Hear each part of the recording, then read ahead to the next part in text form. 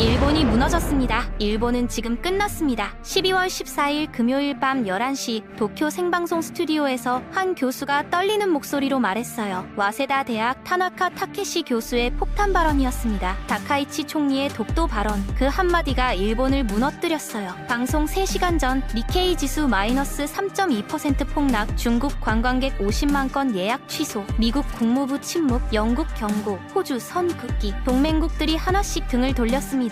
그 순간 한국은 조용히 미소 지었어요. 핵잠수함 건조 승인, 미국 군함 건조권, F-35 정비 허브, 일본이 50년간 외쳐도 못 받은 것들을 한국은 단 한 번의 회담으로 가져갔습니다. 대만 발언보다 독도 발언이 10배 더 위험한 이유, 총리가 끝까지 숨기려 했던 진짜 목적, 그리고 한국이 70년 전부터 준비해온 충격적인 반격, 지금 모든 비밀을 폭로합니다. 그 전에 구독과 좋아요 버튼을 눌러주시면 한국의 숨겨진 힘이 전 세계에 더 널리 알려질 수 있습니다. 대한민국을 응원하신다면 댓글에 대한민국 최고라고 남겨주세요. 지금 어디서 보고 계신지도 알려주세요. 우리는 하나로 연결되어 있습니다. 그럼 이야기 바로 시작합니다. 저는 와세다 대학에서 25년간 국제관계를 가르쳐온 타나카 타케시입니다. 방송 시작 30분 전 긴급 호출을 받았어요. 스튜디오 모니터에는 실시간 속보가 떠 있었습니다. 다카이치 총리 독도는 일본 고유 영토 재확인, 중국 외교부 즉각 반발, 베이징 주재 일본 대사 긴급 소환, 진행자 사토 케지의 손이 미세하게 떨리고 있었어요. 방송이 시작됐습니다. 사토는 평소보다 목소리 톤을 높여 말했어요. 청취자 여러분, 오늘 긴급 편성으로 방송을 진행합니다. 다카이치 총리의 독도 발언을 둘러싼 국제 정세가 급변하고 있습니다. 오늘 와세다 대학 타나카 타케시 교수님을 모셨습니다. 교수님, 총리의 이번 발언을 어떻게 보십니까? 저는 3초간 침묵했습니다. 그리고 천천히 입을 열었어요. 일본은 지금 끝났습니다. 스튜디오가 조용해졌습니다. 사토의 얼굴이 굳었어요. 교수님, 너무 과격한 표현 아닙니까? 저는 고개를 저었습니다. 과격한 게 아니라 정확한 진단입니다. 지금 이 순간에도 일본 경제는 무너지고 있어요. 오늘 오후 3시 도증권 거래소 마감 기준 니케이 지수 마이너스 3.2%입니다. 관광주는 마이너스 7.8%, 화장품주는 마이너스 9.1% 폭락했어요. 그리고 지금 이 방송이 나가는 순간에도 숫자는 계속 떨어지고 있습니다. 사토가 급하게 끼어들었어요. 하지만 주가 하락은 일시적인 현상 아닙니까? 총리는 당연한 주권 발언을 한 것뿐인데요. 저는 자료를 펼쳤습니다. 일시적이 아닙니다. 중국은 이미 움직였어요. 오늘 오후 2시 중국 민항국은 일본행 항공편 축소 지침을 발표했습니다. 오후 4시 중국 최대 여행사 시트립은 일본 여행 상품 50만 건 무료 조치를 단행했어요. 오후 6시 중국 해관총서는 일본산 수산물 수입 재검토에 들어갔습니다. 이게 6시간 만에 벌어진 일입니다. 사토의 표정이 점점 굳어졌습니다. 저는 말을 이었어요. 더 심각한 건 동맹국들의 반응입니다. 미국 국무부는 모든 당사국은 절제가 필요하다고 발표했어요. 이건 일본 편을 들지 않겠다는 뜻입니다. 영국 외무부는 지역 안보 우려가 커지고 있다고 했고, 호주 국방부는 대만 문제 군사 개입 의사 없음을 재확인했습니다. 총리가 지키겠다던 대만조차 일본은 신중해야 한다고 선을 그었어요. 동맹이 하나씩 무너지고 있습니다. 사토가 반박했습니다. 교수님, 그래도 독도는 우리 고유 영토 아닙니까? 주권 국가가 자국 영토를 주장하는 게 뭐가 잘못됐습니까? 저는 한숨을 내쉬었어요. 진행자님, 영토 주장 자체가 문제가 아닙니다. 타이밍이 문제예요. 지금 중국과 대만 문제로 긴장이 최고조인 상황입니다. 이럴 때 가장 가까운 이웃 국가를 자극한다는 건 전략적 자살 행위예요. 총리는 의도적으로 이 긴장을 만들었습니다. 사토가 눈을 크게 떴어요. 의도적이라고요? 무슨 말씀이십니까? 저는 몸을 앞으로 기울였습니다. 총리의 진짜 목적은 따로 있었어요. 대만도 아니고 중국도 아닙니다. 바로 한국입니다. 총리는 한국을 겨냥한 거예요. 사토가 당황한 표정으로 물었습니다. 한국을요? 왜 굳이 한국을 건드린 겁니까? 저는 단호하게 말했어요. 한국이 먼저 손에 넣은 것을 일본도 가지고 싶었기 때문입니다. 스튜디오에 긴장감이 흘렀습니다. 사토가 조심스럽게 물었어요. 그게 대체 뭡니까? 저는 잠시 멈췄다가 말했습니다. 핵추진 잠수함입니다. 한국은 최근 미국으로부터 핵잠수함 건조 승인을 받았어요. 일본이 50년간 외쳐도 받지 못한 것을 한국은 단 한 번의 회담으로 가져갔습니다. 총리는 그걸 견딜 수 없었어요. 그래서 중국과 긴장을 만들어 일본도 핵잠수함을 받아내려 했던 겁니다. 하지만 완전히 실패했습니다.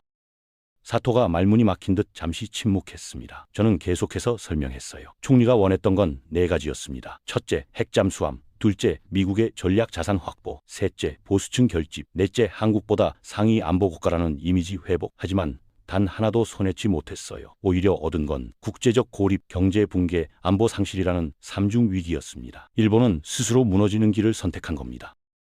사토의 얼굴이 창백해졌습니다. 저는 마지막 한마디를 덧붙였어요. 그리고 가장 아이러니한 건 이겁니다. 총리가 한국을 자극하는 동안 한국은 더 강해졌어요. 중국 관광객들이 일본 예약을 취소하고 한국행 비행기를 예약하고 있습니다. 일본 화장품 수입이 막히는 동안 한국 화장품 수출이 급증하고 있어요. 일본이 고립되는 동안 한국은 중국, 유럽 모두와 손을 잡고 있습니다. 총리는 한국을 따라잡으려다 더 큰 격차만 벌린 겁니다. 방송이 끝난 뒤 스튜디오는 무거운 침묵에 잠겼습니다. 직원들은 아무 말도 하지 않았어요. 저는 창밖을 바라봤습니다. 도쿄의 밤은 여전히 밝게 빛나고 있었지만 그 빛 뒤에 무엇이 기다리고 있는지 저는 알고 있었습니다. 일본의 긴 밤이 시작되고 있었어요. 그리고 그 밤은 총리가 생각하는 것보다 훨씬 길고 어두울 것입니다.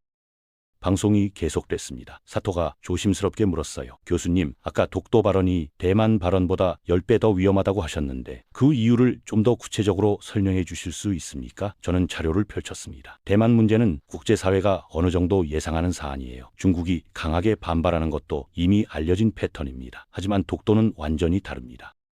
사토가 고개를 갸우뚱했어요. 어떻게 다릅니까? 저는 단호하게 말했습니다. 대만 문제에서는 일본이 국제적 동정을 얻을 여지가 있어요. 중국의 대응이 지나치게 공격적이기 때문입니다. 하지만 한국 문제는 제로입니다. 한국은 국제사회에서 이미지가 매우 좋아요. 방산 수출로 우크라이나를 지원하고 원전 기술로 중동과 협력하고 대규모 경제 거래로 유럽의 신뢰를 쌓았습니다. 우리가 한국을 자극해서 얻을 수 있는 국제적 지지는 단 하나도 없어요.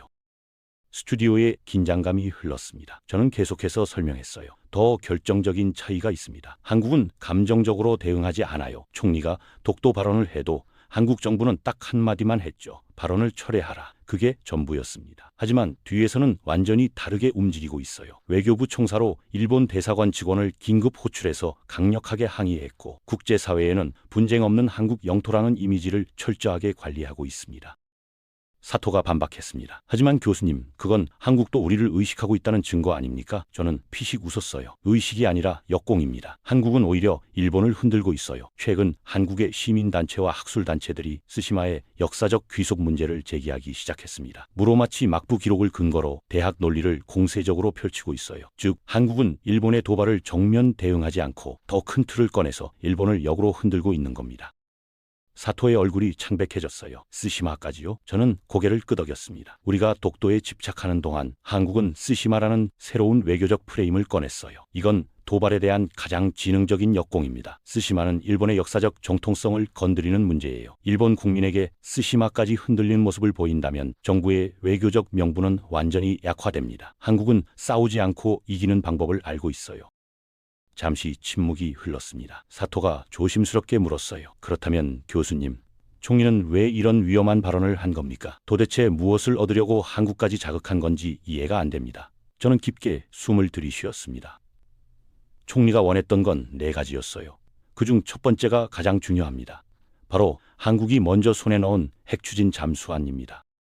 사토가 눈을 크게 떴습니다. 핵잠수함이요? 저는 자료를 펼쳐 보였어요. 2025년 11월 초 한국은 미국으로부터 핵잠수함 건조 승인을 받았습니다. 이건 단순한 무기 거래가 아니에요. 핵추진 시스템은 군사용 핵기술의 핵심입니다. 미국이 이걸 승인한다는 건 한국을 최고 수준의 안보 파트너로 인정한다는 뜻이죠. 그런데 놀라운 건 한국이 이 승인을 어떻게 받았느냐는 겁니다. 사토가 몸을 앞으로 기울였어요. 어떻게 받았습니까? 저는 단호하게 말했습니다. 관세 협상 테이블에서 갑자기 받아냈어요. 한국은 핵잠수함에 대해 공개적으로 단 한 번도 언급하지 않았습니다. 국회 논의도 없었고 언론 보도도 없었어요. 그런데 어느 날 갑자기 미국이 승인했다고 발표한 겁니다. 일각에서는 한국이 이미 기본 설계까지 끝냈다는 얘기도 나옵니다. 완전히 조용히 완벽하게 목표를 달성한 거예요. 스튜디오가 조용해졌습니다. 저는 대조를 강조했어요. 일본은 어떻습니까? 총리는 2021년 자민당 총재 선거 때부터 핵잠수함 필요성을 수십 번 주장했어요. 취임 이후에도 기고문마다 연설마다 예산 심의 때마다 같은 이야기를 반복했습니다. 말. 하지만 한 번도 승인받지 못했어요. 오히려 미국은 한국에게 먼저 승인을 내줬습니다. 총리는 밤에 잠도 오지 않았을 겁니다. 사토가 당황하며 물었어요. 하지만 일본도 노력하면 받을 수 있는 거 아닙니까? 우리 기술력이면 충분히 가능하지 않습니까? 저는 고개를 저었습니다. 불가능합니다. 일본은 법적으로, 외교적으로, 기술적으로 핵추진 잠수함을 가질 수 없어요. 평화헌법 때문입니다. 핵추진 시스템 도입은 헌법 개정부터 시작해야 하는데 개정 가능성은 제로에 가깝죠. 이건 평생 금지된 전력이에요.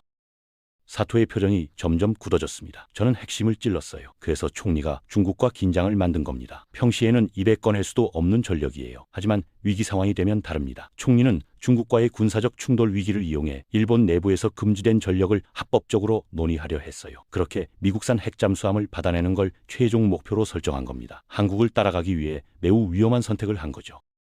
사토가 숨을 깊게 들이쉬었어요. 결국 한국을 따라가려고 이 모든 난리를 만들었다는 말씀이군요. 저는 고개를 끄덕였습니다. 맞습니다. 한국이 먼저 가진 그 전력을 따라가기 위해 총리는 국가를 위험에 빠뜨렸어요. 그런데 결과는 완전히 실패였습니다. 중국의 반응은 총리의 예상보다 훨씬 공격적이었고 동맹국들은 오히려 일본에게 등을 돌렸어요. 핵잠수함은커녕 국제적 고립만 얻은 겁니다. 잠시 정적이 흘렀습니다. 사토가 조심스럽게 물었어요. 교수님, 그렇다면 나머지 세 가지는 무엇입니까? 총리가 원했던 다른 목표들 말입니다. 저는 손을 들어 진정시켰습니다. 그건 차근차근 설명드리겠습니다. 하지만 먼저 총리의 첫 번째 실패가 얼마나 치명적인지 정확히 파악해야 해요. 지금 일본이 어떤 상황에 빠졌는지 말입니다. 핵잠수함을 얻지 못한 건 시작일 뿐이에요. 진짜 문제는 따로 있습니다. 사토가 긴장한 표정으로 저를 바라봤습니다. 저는 천천히 말했어요. 일본은 지금 완전한 국제적 고립에 빠졌습니다. 초기에는 총리의 강한 발언이 대중국 연대를 강화할 것이라는 희망도 있었어요. 하지만 현실은 정반대였습니다. 미국, 영국, 호주, 심지어 대만까지 일본에게 선을 그었어요. 총리가 지키겠다던 그 대만조차 일본을 외면했습니다. 이게 얼마나 치명적인지 아십니까? 사토가 급하게 물었습니다. 치명적이라는 게 구체적으로 어느 정도입니까? 저는 메모를 펼쳤어요. 미국부터 봅시다. 국무부 대변인이 뭐라고 했습니까? 모든 당사국은 절제된 행동이 필요하다. 이건 외교 용어로 일본 편을 들지 않겠다는 선언이에요. 과거 센카쿠 문제 때는 미일 안보조약 적용 대상이라고 명확히 밝혔습니다. 하지만 이번엔 완전히 다릅니다. 미국은 일본을 방치했어요. 스튜디오가 조용해졌습니다. 저는 계속했어요. 영국은 더 직설적이었습니다. 외무부 장관이 지역 안보 우려가 커지고 있다고 발표했어요. 이건 일본이 문제를 일으키고 있다는 뜻입니다. 호주 국방장관은 대만 문제 군사합 의사 없음을 재확인했죠. 총리가 대만을 지키겠다고 외친 바로 그날 호주는 선을 그었어요. 동맹국들이 하나씩 일본에게 등을 돌리고 있습니다. 사토의 얼굴이 굳어졌어요. 하지만 대만은 어떻습니까? 총리가 지키겠다던 바로 그 대만 말입니다. 저는 씁쓸하게 웃었습니다. 대만 총통부 대변인이 뭐라고 했는지 아십니까? 일본 총리는 신중하게 판단해야 한다. 이게 대만의 공식 입장이에요. 겉으로는 일본 총리에게 초밥 먹는 사진 올리며 친근함을 보였지만 실제로는 완전히 선을 그었습니다. 총리가 지키겠다던 나라조차 일본을 외면한 거예요.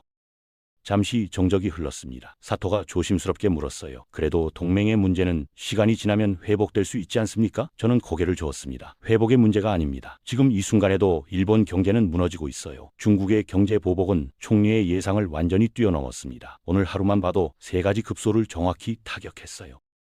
사토가 몸을 앞으로 기울였습니다. 세 가지요? 저는 손가락을 하나씩 세어 올렸어요. 첫째, 관광입니다. 오늘 오후 2시 중국 민항국이 일본행 항공편 축소 지침을 발표했어요. 4시간 뒤 시트립은 일본 여행 상품 50만 건 무료 취소 조치를 단행했습니다. 이게 무슨 의미인지 아십니까? 일본 관광산업은 GDP의 7.5%, 중국인 관광객은 그중 절반 가까이를 차지합니다. 그 절반이 6시간 만에 사라진 겁니다.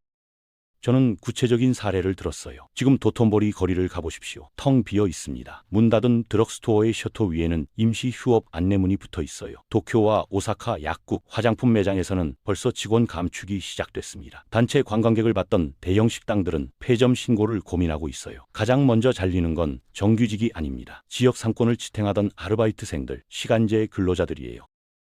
사토의 표정이 어두워졌습니다. 저는 말을 이었어요. 둘째, 수산물입니다. 2023년 후쿠시마 원전수 방류 이후 수입을 전면 금지했어요. 2025년 12월 5일 2년 만에 재개됐습니다. 그런데 열흘 만에 오늘 오후 6시 중국 해관총서는 재검토를 발표했어요. 갓 재개한 경매장이 벌써 다시 문을 닫았습니다. 한 지도자의 발언에 수십 년 가업이 다시 쓰러진 겁니다.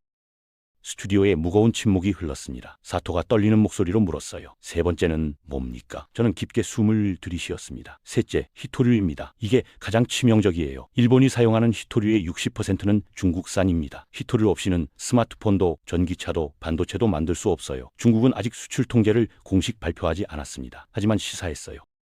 사의 얼굴이 창백해졌습니다. 저는 과거 사례를 들었어요. 2010년 센카쿠 분쟁 때 중국이 히토류 수출 통제를 했습니다. 토요타, 혼다 생산 라인이 멈췄어요. 그 충격으로 일본 첨단 산업이 몰락하고 한국이 반도체, 자동차, 배터리 시장을 장악했습니다. 그리고 지금 역사가 반복되고 있어요. 중국이 히토류 카드를 꺼내든 순간 일본 제조업은 무너집니다. 토요타 주가는 오늘 마이너스 5.2% 폭락했어요. 소니는 마이너스 6.8%, 파나소닉은 마이너스 7.1%입니다. 시장은 이미 답을 알고 있어요.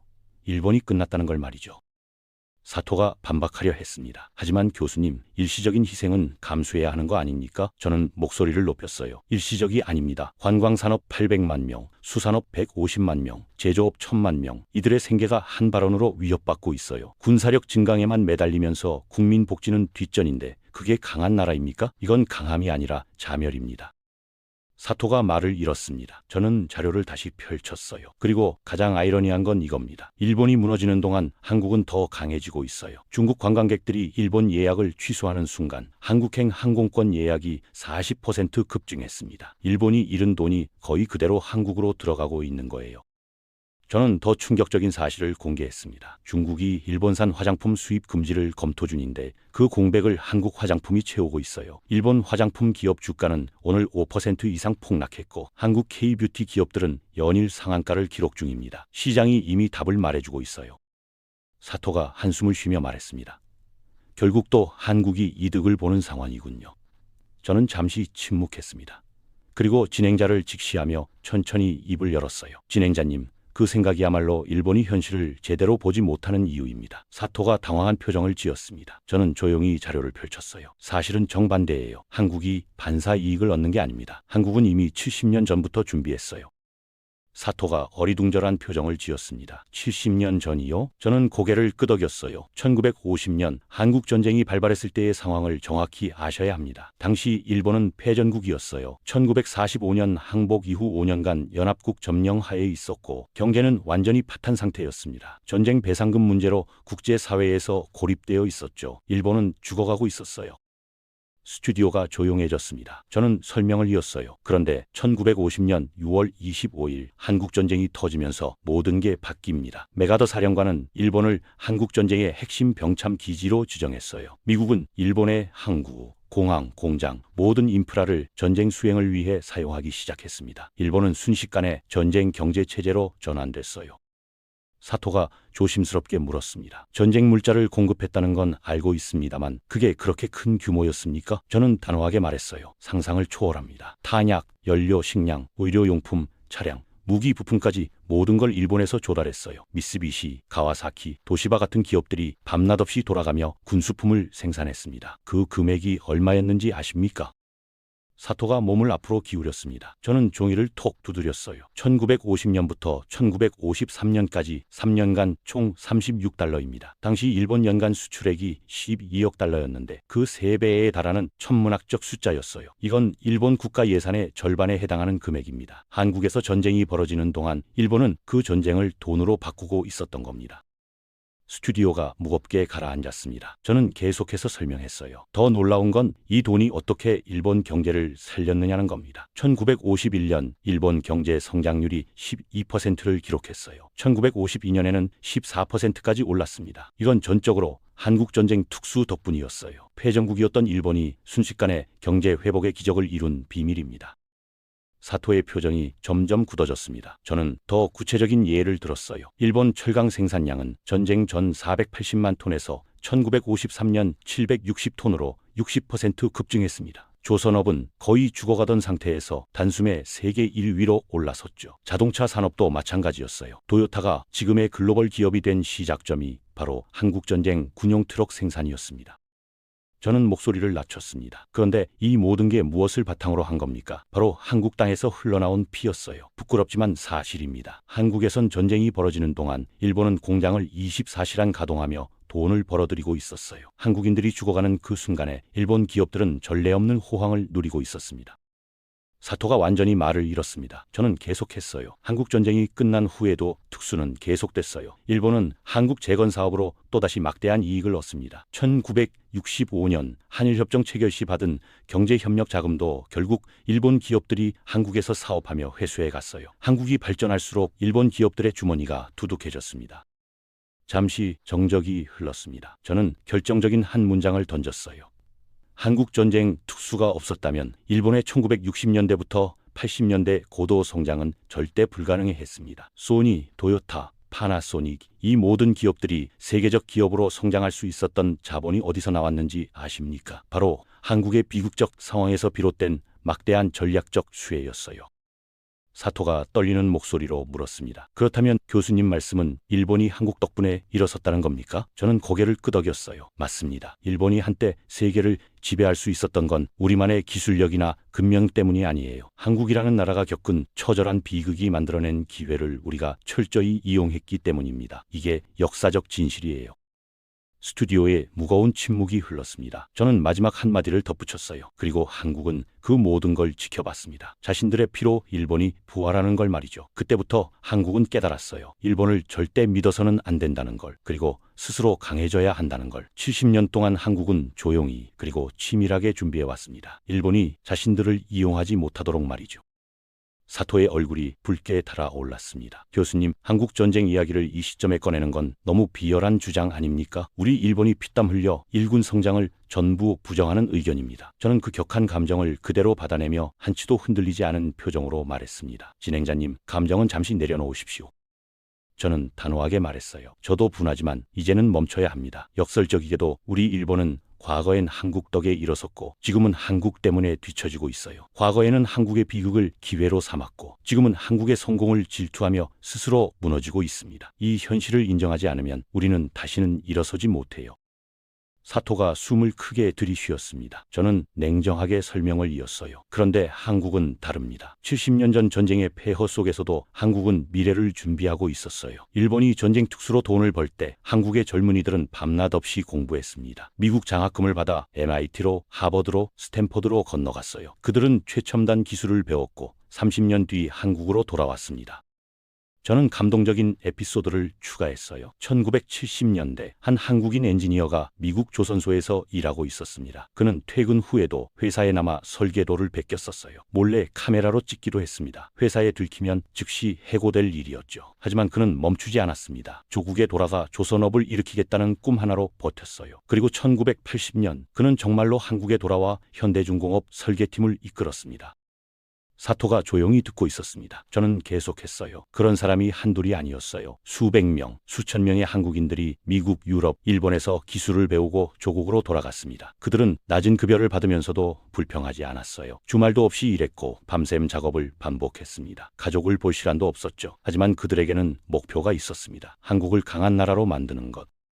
저는 목소리에 힘을 실었어요. 1990년대 한국은 반도체에 도전했습니다. 일본 기업들은 비웃었어요. 한국이 무슨 반도체를 만드냐고. 하지만 삼성전자의 엔지니어들은 3교대로 공장을 돌렸습니다. 설 연휴에도 추석에도 공장은 멈추지 않았어요. 그들은 단 1%의 불량률도 용납하지 않았습니다. 10년이 지나자 삼성은 세계 1위가 됐어요. 일본 기업들은 순위표에서 하나둘 사라졌습니다. 스튜디오가 숙연해졌습니다. 저는 마지막으로 말했어요. 이게 한국이 준비한 방식입니다. 70년 동안 한 세대도 쉬지 않고 달려왔어요. 전쟁의 폐허에서 시작해 지금은 세계 10위 경제대국이 됐습니다. 반도체, 배터리, 조선, 자동차 모든 분야에서 세계 정상급이에요. 이게 우연이라고 생각하십니까? 반사 이익이라고 생각하십니까? 진행자님, 이건 70년간의 피와 땀입니다.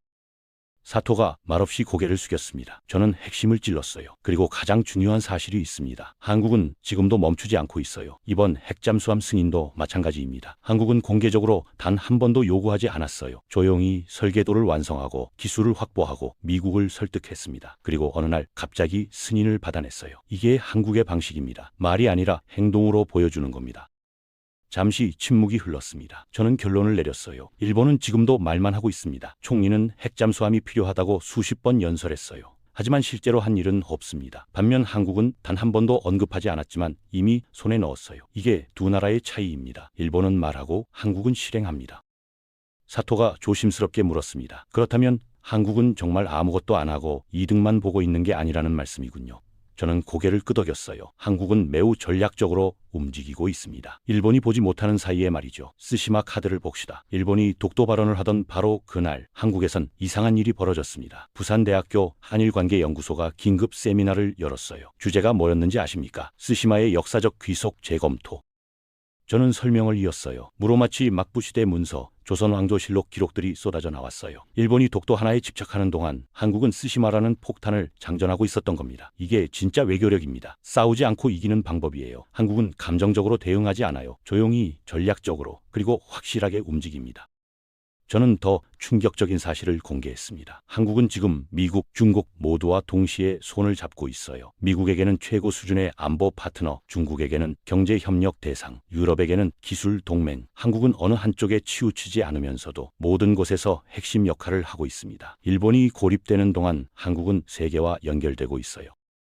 사토가 긴장한 표정으로 물었습니다. 그렇다면 교수님, 지금 일본이 직면한 위험은 명확합니다. 첫째, 국제적 고립, 동맹국들이 하나씩 등을 돌렸어요. 둘째, 통제 불가능한 경제 손실, 중국의 보복으로 기업들이 줄줄이 무너지고 있습니다. 셋째, 안보 상실, 일본을 진짜로 지켜줄 나라가 이제 없어요. 이게 총리가 만든 삼중 위기입니다.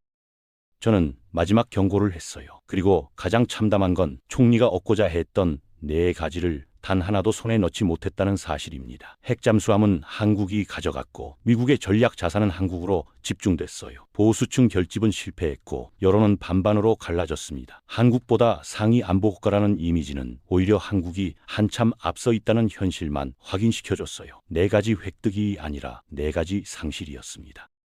사토가 힘없이 물었습니다. 교수님, 총리는 결국 아무것도 얻지 못한 겁니까? 저는 스마트폰을 꺼냈어요. 지금 이 순간 도쿄증권 거래소 실시간 시세를 보겠습니다. 니케이 지수 마이너스 3.5%, 방금 3.8%로 떨어졌네요. 지금 이 방송 중에도 계속 떨어지고 있습니다. 총리가 원했던 네 가지요. 첫째, 핵 추진 잠수함. 한국이 가져갔어요. 일본은 논의조차 못했습니다. 저는 계속해서 설명했어요.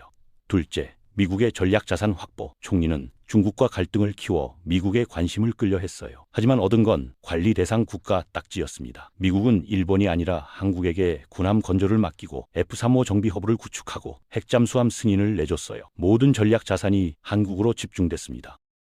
사토의 표정이 점점 어두워졌습니다. 저는 말을 이었어요. 셋째, 보수층 결집. 총리는 강한 발언으로 지지율을 끌어올리려 했어요. 하지만 여론조사 결과는 찬성 40.8%, 반대 44.2%, 사실상 정확히 반반입니다. 국민 갈등만 치웠어요. 심지어 이시바 전 총리는 다카이치 총리가 선을 넘었다고 공개 비판했습니다. 자민당 내부에서도 발언의 심각성이 거듭 제기되고 있어요. 저는 네 번째를 들었습니다. 넷째, 한국보다 상위 안보국가라는 이미지 회복. 이게 가장 처참한 실패예요. 이번 사태로 오히려 일본이 한국보다 한참 뒤에 있다는 현실만 확인됐습니다. 미국의 전략 중심축은 한국이고 일본은 한국의 뒤에서 안보 전략에 편입되어야 하는 위치예요. 총리가 원했던 이미지와 정반대 결과가 나온 겁니다. 스튜디오가 무겁게 가라앉았습니다. 저는 단호하게 말했어요. 결국 총리가 만든 건 네 가지 획득이 아니라 네 가지 상실이었습니다. 일본은 이번 승부에서 아무것도 얻지 못했어요. 오히려 잃기만 했습니다. 국제적 고립, 경제 붕괴, 안보 상실. 이게 총리의 독도 발언이 만든 결과예요. 사토가 조심스럽게 물었습니다. 그렇다면 그 모든 게 한국으로 갔다는 말씀입니까? 저는 고개를 끄덕였어요. 맞습니다. 일본이 잃은 만큼 한국이 얻었어요. 아니, 그보다 더 많이 얻었습니다. 지금 이 순간에도 일본의 손실이 실시간으로 한국의 이득으로 전환되고 있어요. 구체적으로 보여드리겠습니다. 저는 자료를 펼쳤습니다. 지금 베이징 시각으로 오후 8시예요. 중국 최대 여행 앱 시트립을 보겠습니다. 일본행 예약 취소 건수가 실시간으로 올라가고 있어요. 방금 52만 건을 넘었습니다. 그런데 같은 화면 아래쪽을 보십시오. 한국행 예약 증가율 플러스 43%. 지금 이 순간에도 숫자가 올라가고 있어요. 중국인들이 일본 취소하고 클릭 한 번으로 한국을 예약하고 있습니다. 사토가 한숨을 쉬었습니다. 저는 스마트폰을 다시 들었어요. 화장품 시장을 볼까요? 시세이도 주가 지금 마이너스 6.8%에 지금 7.1% 떨어졌습니다. 같은 시간 서울 중거래소 아모레 퍼시픽 주가는요 플러스 9.2% 상한가 직전입니다. 투자자들은 바보가 아니에요. 일본 팔고 한국 사는 겁니다. 지금 이 순간에도요. 저는 더 충격적인 사실을 공개했습니다. 수산물도 마찬가지예요. 일본산 수산물 수입이 재검토되자 중국 수입업자들이 즉시 한국산으로 눈을 돌렸습니다. 한국 수산물 수출 주문이 급증하고 있어요. 일본 어민들이 경매장 문을 닫는 순간 한국 어민들은 주문 폭주로 밤샘 작업에 들어갔습니다. 이게 현실이에요.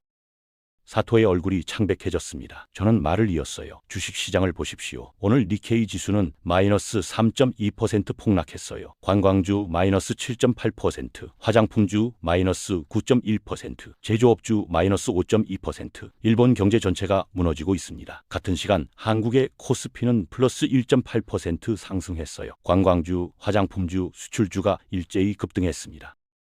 저는 냉정하게 분석했어요. 시장은 거짓말하지 않습니다. 투자자들은 이미 알고 있어요. 일본이 무너지고 한국이 부상하고 있다는 걸 말이죠. 총리의 한마디가 국부를 한국으로 이전시키고 있습니다. 이게 경제전쟁에서 진다는 의미예요. 잠시 정적이 흘렀습니다. 저는 더 큰 그림을 제시했어요. 하지만 진짜 문제는 따로 있습니다. 이건 단순한 경제적 손실이 아니에요. 동아시아 전체의 판도가 바뀌고 있습니다. 미국의 전략 중심축이 완전히 이동하고 있어요. 과거 50년간 일본이 그 자리에 있었습니다. 하지만 지금은 한국입니다.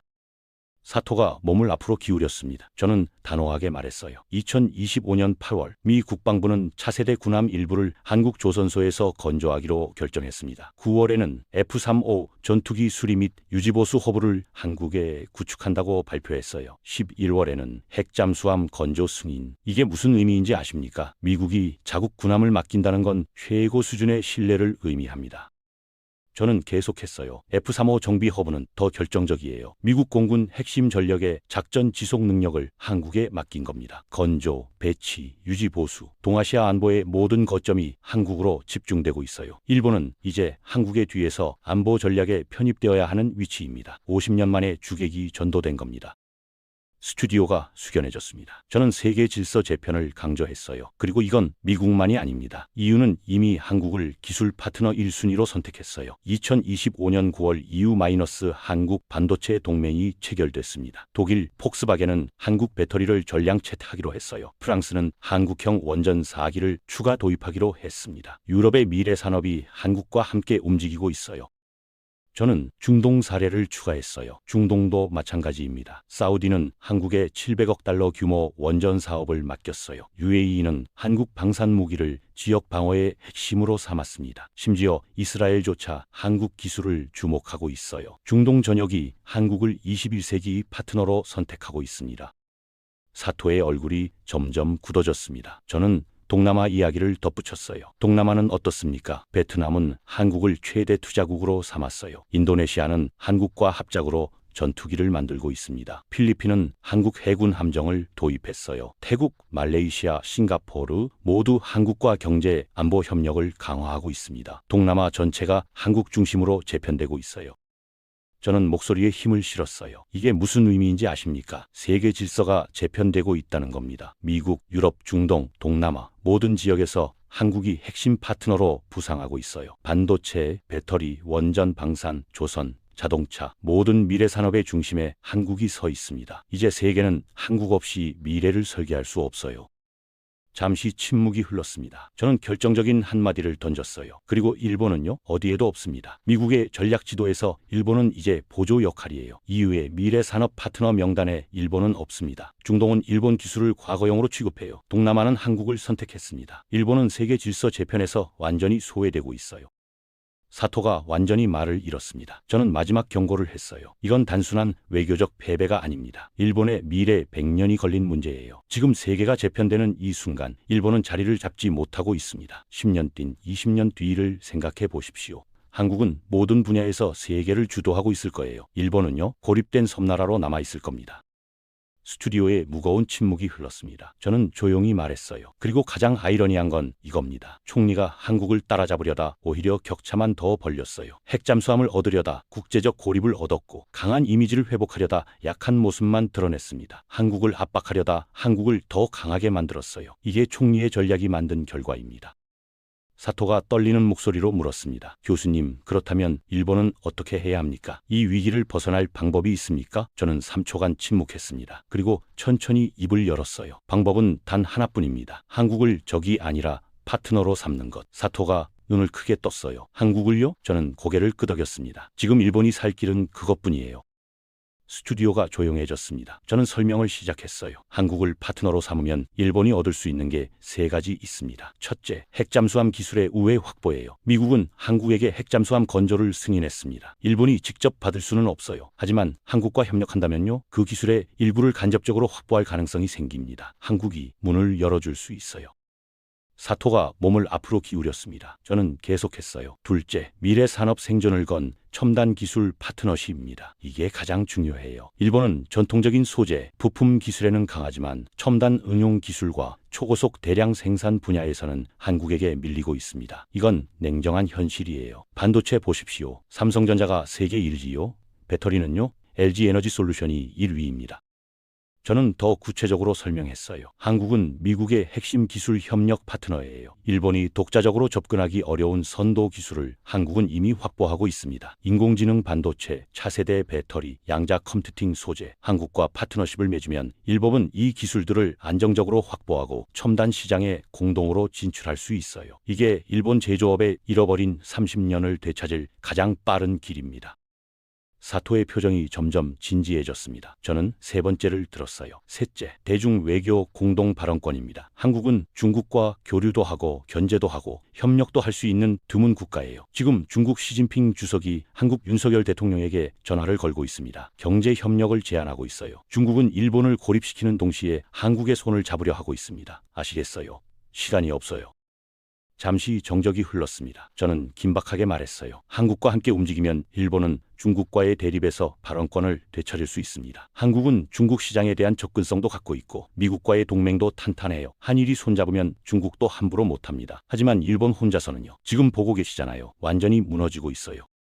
사토가 조심스럽게 물었습니다. 하지만 교수님, 한국이 일본과 협력하려 할까요? 역사 문제도 있고 감정도 좋지 않은데요. 저는 피식 웃었어요. 진행자님, 한국은 이미 협력할 준비가 되어 있습니다. 한국 정부는 총리의 독도 발언에도 감정적으로 대응하지 않았어요. 딱 한마디만 했죠. 발언을 철회하라. 이게 무슨 뜻인지 아십니까?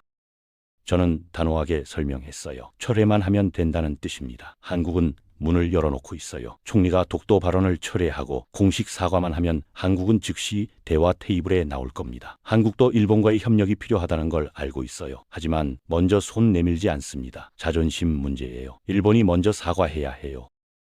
사토가 당황한 표정을 지었습니다. 사과를요? 우리가 먼저 고개를 숙여야 한다는 말씀입니까? 저는 목소리를 높였어요. 고개 숙이는 게 아닙니다. 전략적 선택이에요. 지금 일본은 국제적 고립, 경제 붕괴, 안보 상실이라는 3중 위기에 빠져 있어요. 이 상황에서 자존심 챙기다가는 나라가 무너집니다. 한국에게 사과하는 건 굴욕이 아니라 생존 전략이에요. 저는 구체적인 시나리오를 제시했어요. 총리가 내일 아침 긴급 기자회견을 엽니다. 독도 발언은 부적절했다고 인정하고 한국 국민에게 사과해요. 그리고 한일 협력의 새로운 시대를 열자고 제안합니다. 이게 전부예요. 단 5분짜리 기자회견이면 충분합니다. 그 5분이 일본을 살릴 수 있어요. 사토가 숨을 깊게 들이쉬었습니다. 저는 계속해서 설명했어요. 그 순간 무슨 일이 벌어질까요? 첫째, 중국의 경제 보복이 즉시 중단됩니다. 중국은 한국을 의식해서 일본 압박 수위를 낮출 거예요. 둘째, 미국이 환영 성명을 냅니다. 바이든 대통령이 그토록 원하던 한미일 삼각협력이 완성되는 거예요. 셋째, 니케이 지수가 급등합니다. 시장은 즉각 반응해요. 저는 더 흥분된 목소리로 말했어요. 넷째, 한국과의 기술 협력 논의가 시작됩니다. 반도체, 배터리, AI 분야에서 공동 프로젝트가 가능해져요. 다섯째, 일본 기업들이 한국 시장에 안정적으로 진출할 수 있습니다. 여섯째, 중국 시장에서도 한국과 함께 움직일 수 있어요. 단 5분짜리 사과가 이 모든 걸 가능하게 만듭니다. 스튜디오가 긴장감으로 가득 찼습니다. 사토가 떨리는 목소리로 물었어요. 그렇다면 왜 총리는 그렇게 하지 않는 겁니까? 저는 한숨을 쉬었습니다. 지지 기반 때문이에요. 총리의 핵심 지지층은 강경 보수예요. 이들은 한국에게 사과하는 걸 용납하지 않습니다. 총리는 지지율 하락이 두려운 거예요. 나라가 무너지는데 지지율만 챙기고 있습니다. 저는 냉정하게 분석했어요. 하지만 아이러니하게도 지금 총리의 지지율은 이미 떨어지고 있어요. 여론조사 보셨죠? 찬성 48.8%, 반대 44.2%, 거의 반반입니다. 국민들도 불안해하고 있어요. 경제가 무너지는데 강한 발언이 무슨 소용입니까? 총리가 지금 한국에게 사과하면 오히려 지지율이 올라갈 수 있어요. 실용주의적 리더십을 보여주는 거니까요. 잠시 침묵이 흘렀습니다. 저는 최후의 경고를 했어요. 그리고 가장 중요한 사실이 있습니다. 시간이 없어요. 지금 이 순간에도 중국은 한국에게 손을 내밀고 있습니다. 만약 한국이 중국 쪽으로 완전히 기울면요, 일본은 영원히 고립됩니다. 한국은 미국과 중국 사이에서 균형을 잡을 수 있는 나라예요. 하지만 일본이 계속 적대하면 한국은 어쩔 수 없이 중국을 선택할 수밖에 없어요. 사토의 얼굴이 창백해졌습니다. 저는 단호하게 말했어요. 지금 동아시아 판도가 재편되고 있습니다. 미국-한국 동맹이 강화되고 중국-한국 경제협력이 확대되고 있어요. 그 중심에 한국이 있습니다. 일본은요, 아무데도 끼지 못하고 혼자 고립되어 가고 있어요. 이게 총리가 만든 현실입니다. 하지만 아직 늦지 않았어요. 총리가 결단만 내리면 됩니다. 사토가 조심스럽게 물었습니다. 교수님, 하지만 총리는 대만 발언은 절대 처리할 수 없다고 했어요. 계속해서 입장은 동일하다고 말하고 있습니다. 독도도 마찬가지 아닙니까? 저는 고개를 저었어요. 아닙니다. 기묘하게도 총리는 한국에 대한 발언은 한 번도 다시 언급하지 않았어요. 대만은 계속 말하는데 독도는 침묵합니다. 이게 무슨 뜻일까요? 스튜디오가 조용해졌습니다. 저는 천천히 말했어요. 기회는 아직 있다는 겁니다. 총리 스스로도 알고 있어요. 독도 발언은 철회 가능하다는 걸 말이죠. 대만과 독도는 완전히 다른 문제예요. 대만은 미국, 유럽과 연결된 국제 안보 이슈입니다. 하지만 독도는요, 한국과의 양자 문제일 뿐이에요. 철회해도 국제적 파장은 제로입니다.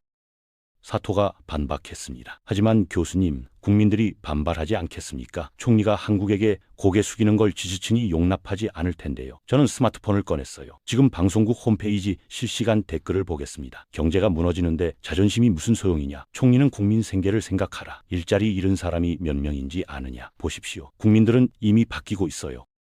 저는 더 충격적인 사실을 공개했습니다. 오늘 오후 3시 오사카 도톤보리 상인회가 긴급 성명을 발표했어요. 총리의 발언으로 중국 관광객이 사라져 하루 매출이 80% 급감했다. 정부는 즉각 대책을 마련하라. 이게 현장의 목소리예요. 홋카이도 어민협회도 같은 성명을 냈습니다. 수산물 수출 재개 열흘 만에 다시 중단됐다. 우리 가족은 누가 책임지느냐. 이게 국민들이 치르는 대가입니다. 사토의 표정이 점점 굳어졌습니다. 저는 계속했어요. 도쿄 화장품 제조업체 연합회도 성명을 냈어요. 중국 수출 금지 검토로 공장 가동 중단 위기, 직원 500명 해고 불가피. 총리는 이 사람들에게 뭐라고 말할 겁니까? 강한 일본을 만들려다 당신들이 희생됐다고 말할 건가요? 그게 리더십입니까?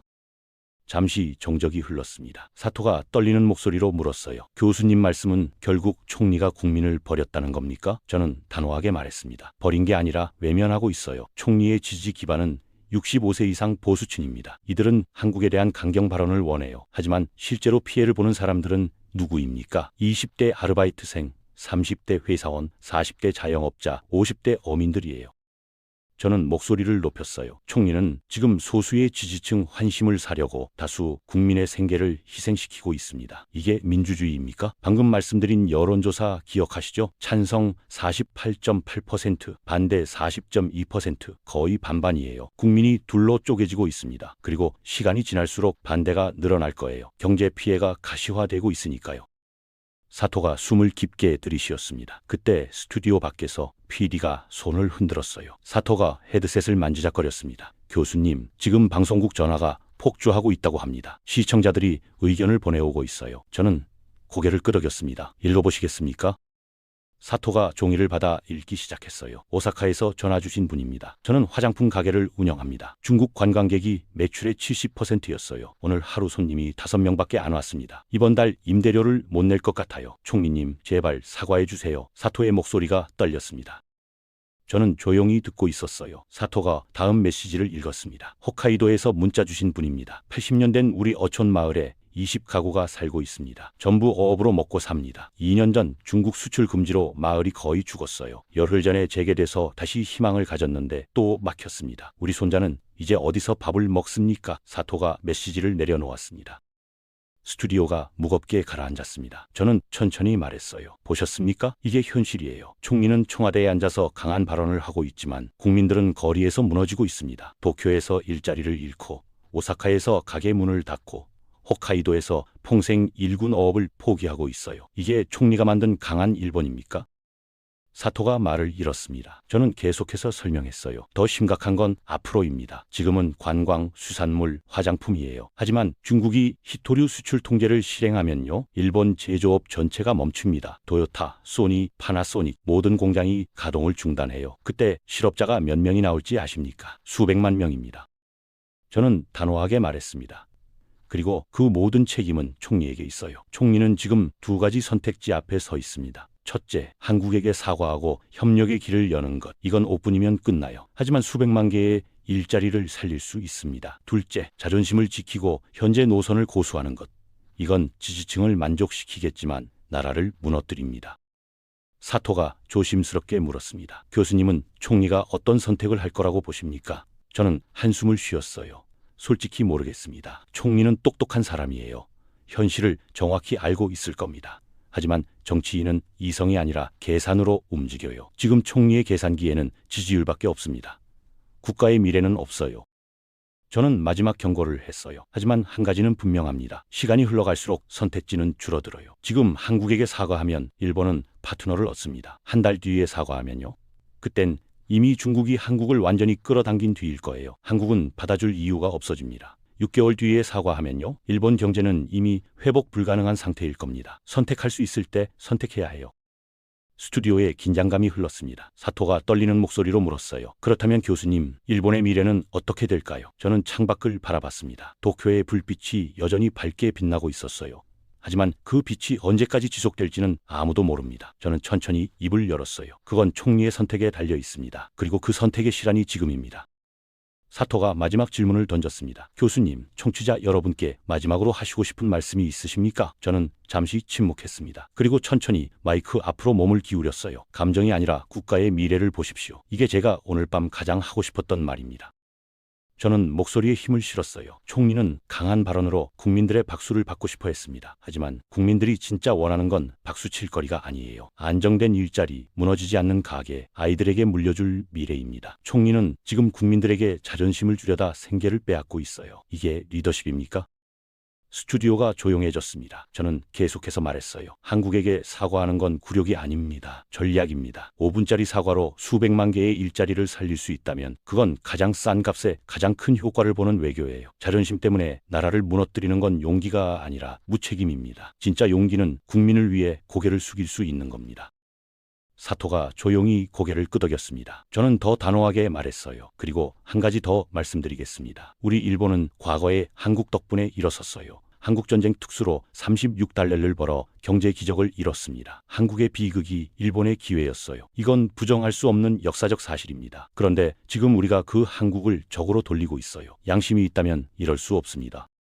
저는 목소리를 낮췄습니다. 한국은 이미 문을 열어놓고 있어요. 총리가 독도 발언을 철회하고 사과하기만 하면 한국은 즉시 대화 테이블에 나올 겁니다. 한국도 일본과의 협력이 필요하다는 걸 알고 있거든요. 하지만 먼저 손 내밀지 않습니다. 자존심 문제예요. 일본이 먼저 사과해야 합니다. 이게 유일한 길입니다. 잠시 정적이 흘렀습니다. 저는 마지막 한마디를 남겼어요. 총리님, 선택의 시간입니다. 지지율을 선택할 겁니까? 국가를 선택할 겁니까? 소수 보수층의 박수를 선택할 겁니까? 수백만 국민의 생계를 선택할 겁니까? 자존심을 선택할 겁니까? 미래를 선택할 겁니까? 지금 이 순간 총리가 내리는 결정이 일본의 운명을 결정합니다. 부디 현명한 선택을 하시길 바랍니다. 사토가 깊게 숨을 들이쉬었습니다. 교수님, 오늘 말씀 정말 감사합니다. 청취자 여러분, 오늘 방송은 여기까지입니다. 저는 헤드셋을 벗었어요. 방송 종료 신호가 들어왔습니다. 스튜디오 안에 빨간 불이 꺼졌어요. 잠시 아무도 말하지 않았습니다. PD가 조용히 다가왔어요. 교수님, 전화가 계속 걸려오고 있습니다. 홈페이지 서버가 다운될 정도예요. 저는 고개를 끄덕였습니다. 사토가 제게 물었어요. 교수님, 정말 총리가 사과할 거라고 생각하십니까? 저는 창밖을 바라봤습니다. 모르겠습니다. 하지만 사과하지 않으면 일본은 끝입니다. 저는 스튜디오를 나왔습니다. 시부야 거리는 여전히 붐볐어요. 젊은이들이 웃으며 걷고 있었습니다. 네온 사인이 밤하늘을 밝히고 있었어요. 하지만 저는 알고 있었습니다. 이 불빛 뒤에 무엇이 기다리고 있는지를요. 일본의 긴 밤이 시작되고 있었습니다. 택시 안에서 저는 스마트폰을 켰어요. 뉴스 속보가 떠올랐습니다. 니케이 지수 장 마감 마이너스 4.2% 폭락, 중국 상무본 일본산 화장품 수입 금지 검토 발표, 미국 국무부 한일 관계 개선 촉구 성명 발표, 모든 게 제가 예측한 대로 움직이고 있었어요. 하지만 한 가지 예측할 수 없는 게 있었습니다. 총리의 선택이었어요.